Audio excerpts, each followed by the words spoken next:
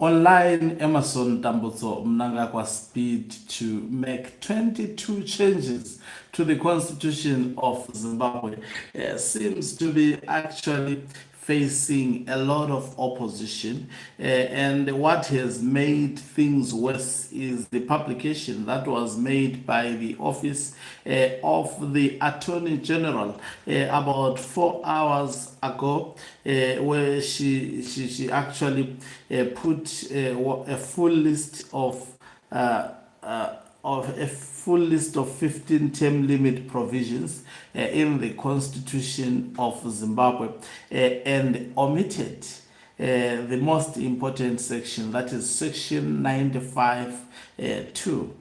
So which means in her thinking, she has already excluded section 95(2), and Zimbabweans are up in arms asking why she deliberately excluded that section or that provisor as a part of the provisions in the Constitution dealing with the issue of term limits. Greetings and welcome to your lovely channel, the Hlonipani Global News. If you're watching us for the very first time, please do remember to press the red or black subscribe button so that next time when we beam live, you become the very first one to watch us. This morning, the Office of the Attorney General in Zimbabwe appears to have fueled the debate. And also she is under attack left, right and center from the people of Zimbabwe.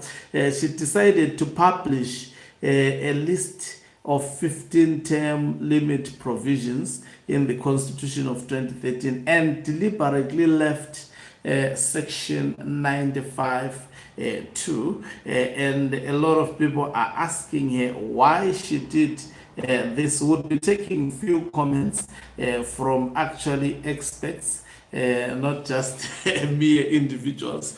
Professor, that is Justice A. Mavenzenge, who is a professor of law, says, "Dear Attorney General, why have you omitted section 95(2) on your list of term limit provisions for the president?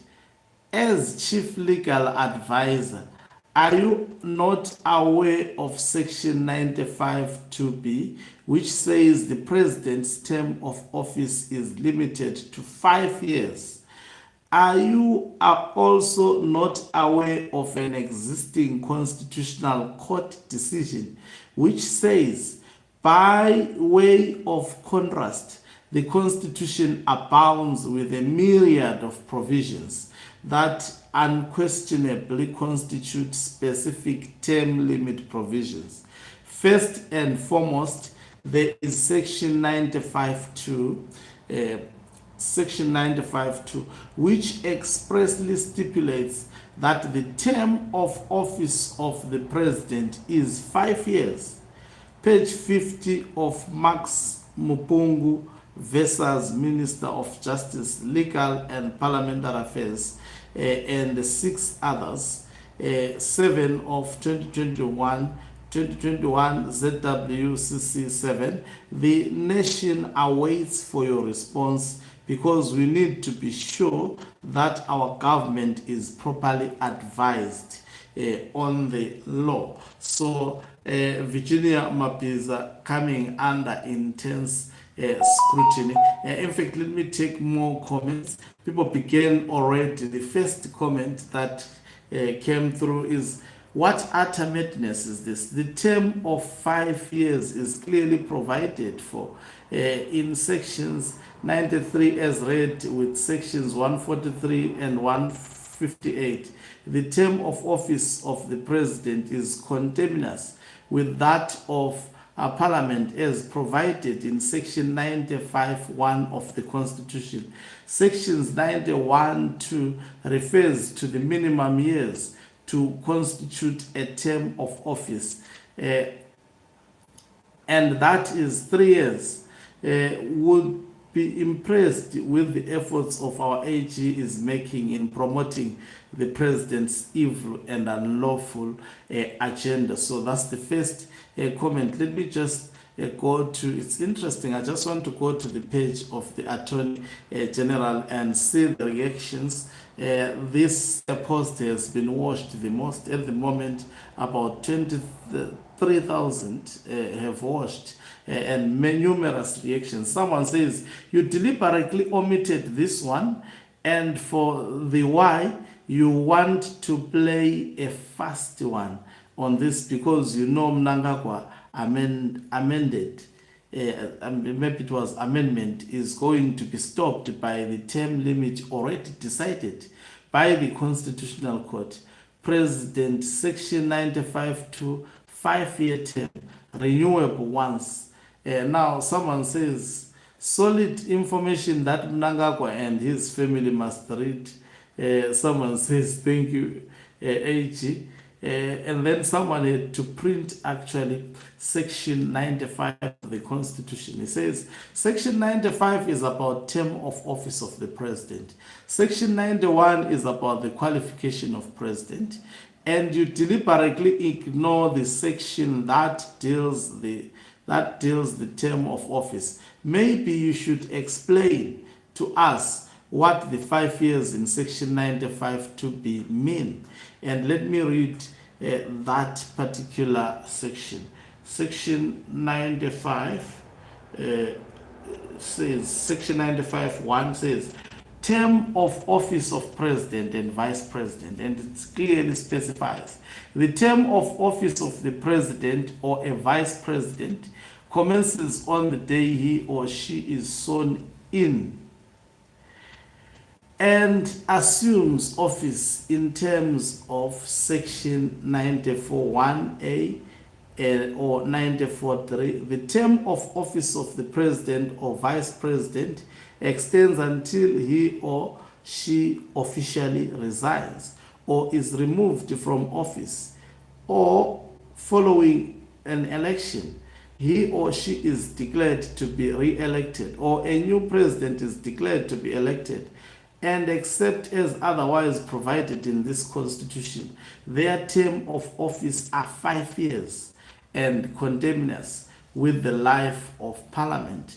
This is the response. Someone had to fetch the Constitutional Court judgment and highlighted this. It's the Constitutional Court judgment, and the Constitutional Court would be measured based on this judgment. It says, by way of contrast, the Constitution abounds with a myriad of provisions that unquestionably constitute specific term limit provisions with the parameters of Section 328, with the parameters of Section 328, which means they must go through a referendum if these sections are to be changed. First and foremost, there is a section 95(2), which expressly stipulates that the term of office of the president is 5 years and contemporaneous with the life of Parliament. Wow. You know, you can choose to rob other people, not Zimbabwe. Someone says the 2013 Constitution was born of a referendum. This document completely bypasses the referendum law. Section 3289 is the ultimate hurdle. It requires the people to vote on any changes to the term limit amendment process itself. Someone says the term of president, an elected official, is subject to winning an election or re-election. The elections are held after every 5 years. The GPA, the last agreement which resolved Zimbabwe's crisis, gave birth to the 2013 Constitution through a referendum. Don't plunge us into chaos. So a lot of people are worried about the Director General and the Zimbabweans responding in numbers, especially pertaining to the Director General. For example, Professor A. Mavenzenge coming in questioning on whether we have got actually a proper Director General, looking at what she just posted, deliberately omitting a very important section. And he posted also about 2 hours ago saying, here are the screenshots of pages 50 and 51 of the existing Constitutional Court judgment, which says you cannot amend Section 95(2) of the Constitution to extend the President of Zimbabwe's term of office without holding a referendum. And the extension can't benefit the incumbent. Extending President Iti Mnangagwa's term without holding 2 referenda will simply be a constitutional coup. And let me read, he highlighted also, I've read the other section, so I'll read the other section. It says, as is self-evident, the tenure of all the aforementioned public offices is undoubtedly subject to a specific term limit, including also the office of the president, term limit provision, with the meaning of Section 3281. Consequently, an amendment to any such provision, the effect of which is to extend the length of time that a person may hold or occupy the public office in question, falls squarely within the ambit of Section 3287, which compels the process to undergo through a referendum.